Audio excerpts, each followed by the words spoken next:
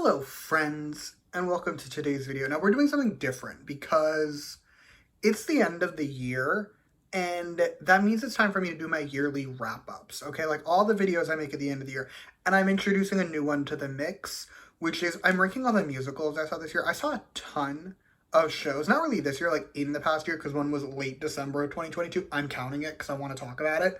But like in the past year, I've seen 8 musicals. And I want to talk about them. I want to rank them. And that's what we're going to do today. We're going to rank every musical I saw in the past year. Couple disclaimers before we continue. First, I have booze. This is the Simply Spiked Strawberry Lemonade. It is delightful.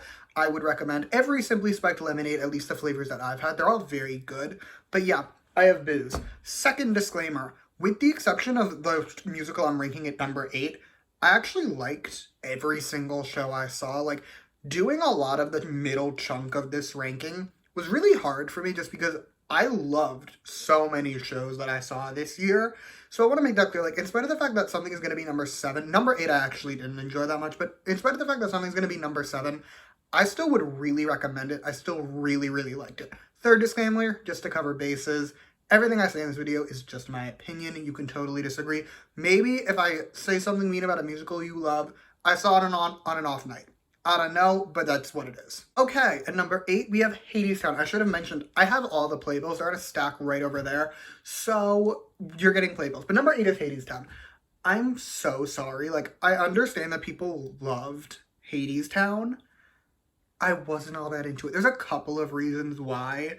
First, I'm a Greek mythology loser. Like, not even a nerd. Like, I am a loser for Greek mythology. You don't understand. For starters, Percy Jackson's new show comes out in less than a week. I'm counting down the hours, okay? Like, I've never been more excited for a television show, at least, like, in the 2020s, and I can't remember the last time I was this hyped for anything, so there's that. But also, like, as a kid, I just loved Greek mythology. Like, I had all of the Greek mythology books you would imagine.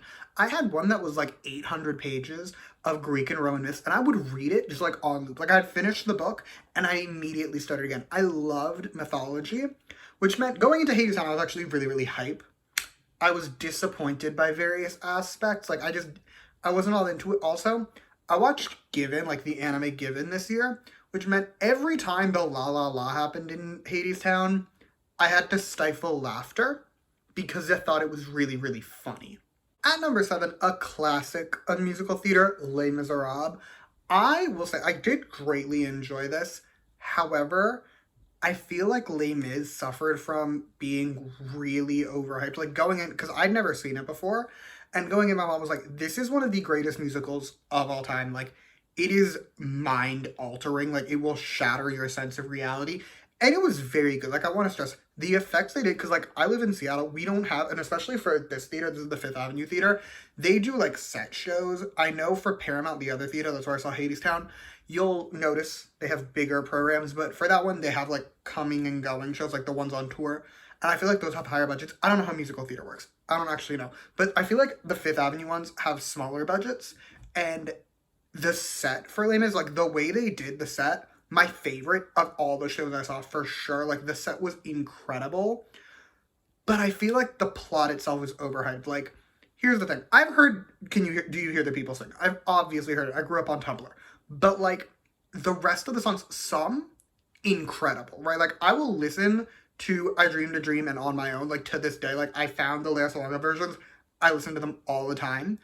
But I feel like a lot of the songs, I was just like, okay, sure. Like, they're nice. They're enjoyable. I don't mind listening to them. But, like, there are songs later in this that you will see. Like, I listen to that soundtrack all the time. There are 2 soundtracks, actually, that are in my most streamed albums of 2023, or that are shows that I saw in 2023. And by comparison, I feel like the music of Les Mis. Also, I will say, I do appreciate the fact that it's really depressing. Like, you can call it my issues. I don't know what to tell you. I love a depressing plotline. Like, if you give me a plotline that is the saddest thing you've ever heard, I will enjoy myself to a concerning degree. And I did appreciate that, but I feel like the plot of Les Mis, if I'm remembering correctly, I saw it whenever I saw it. When did I see this? In May.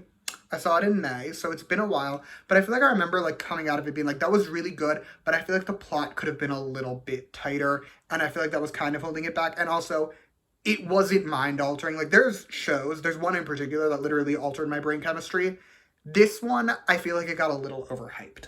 Musical number 6 is MJ, the Michael Jackson musical.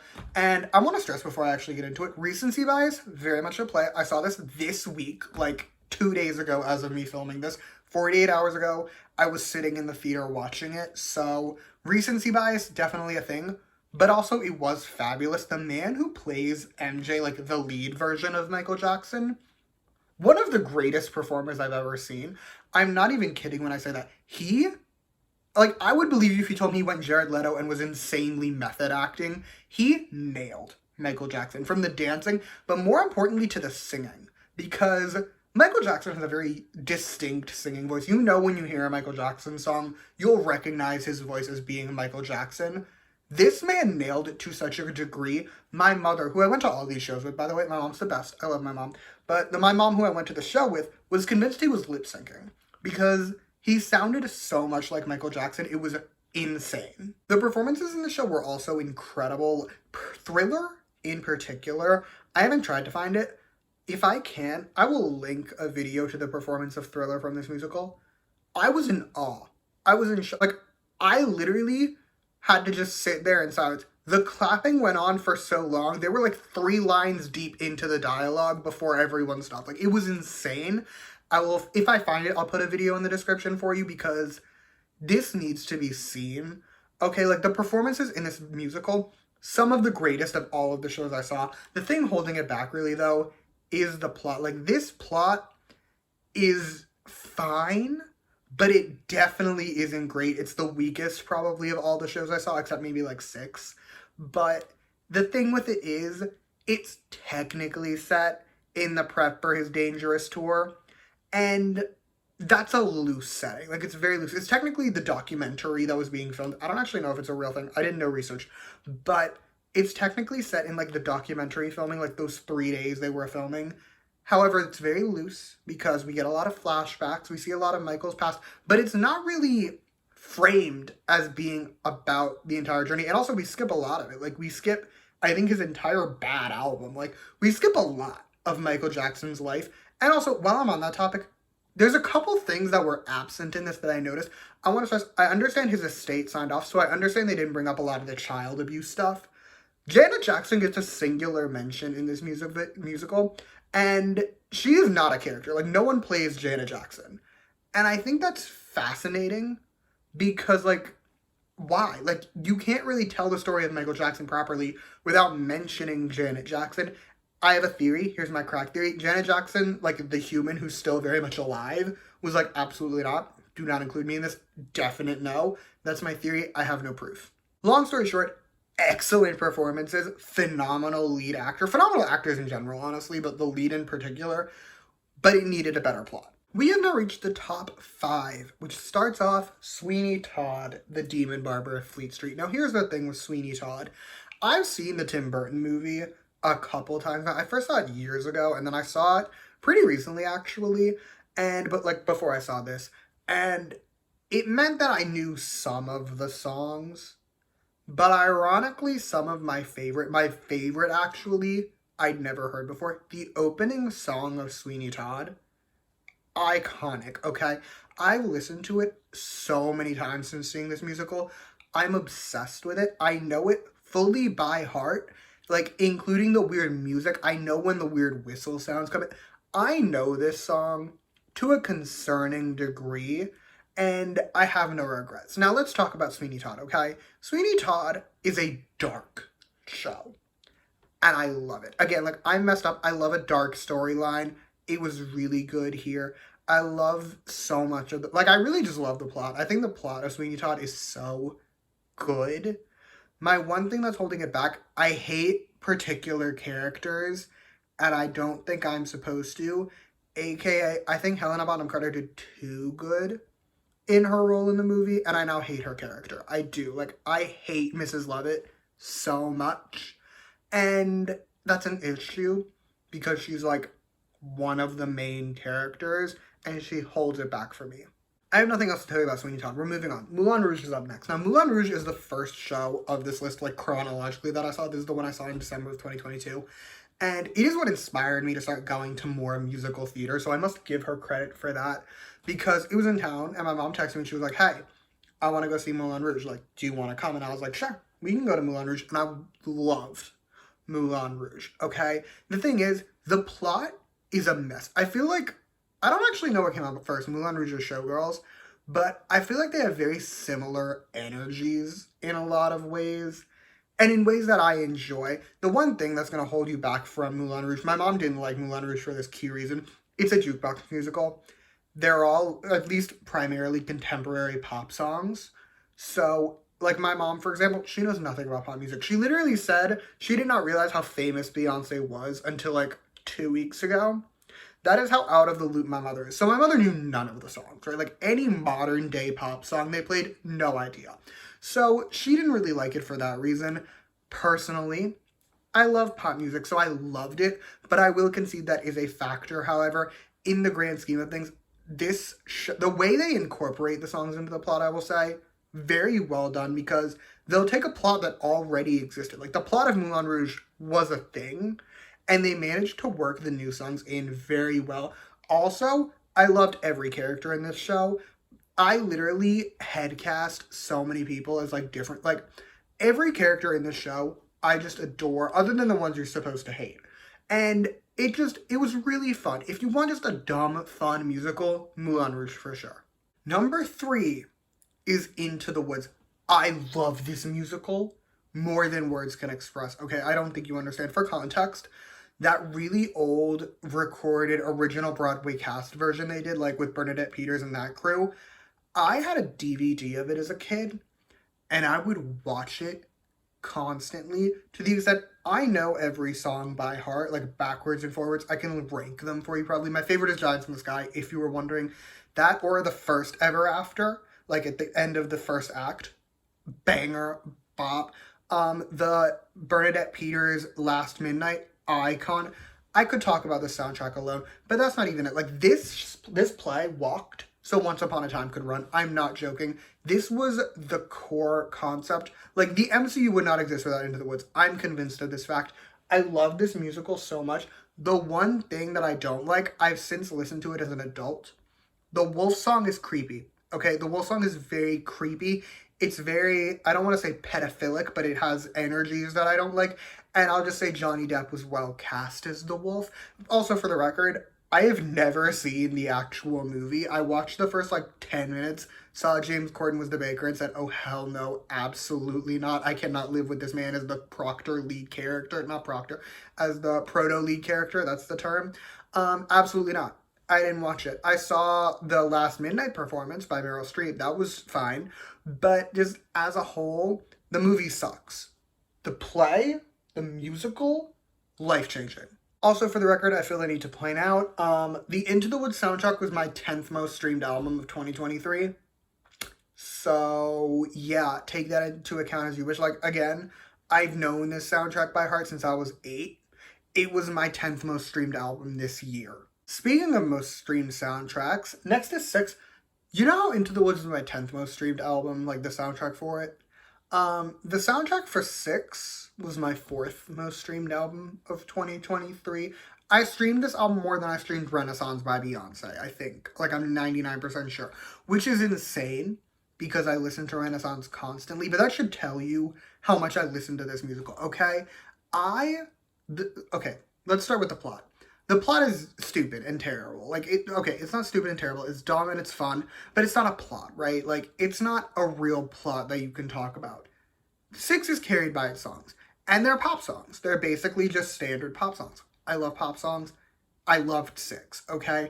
I will say also, going to 6, of all the shows that I saw a musical based off Michael Jackson, right? Like, if any show would have concert energies, you'd think it'd be like one of those, right? 6 had the most concert energies. People were screaming. To be fair, I also went to the last performance of 6 while it was here, so I feel like that was a factor. Because, like, people were losing their minds during this show, and I get it.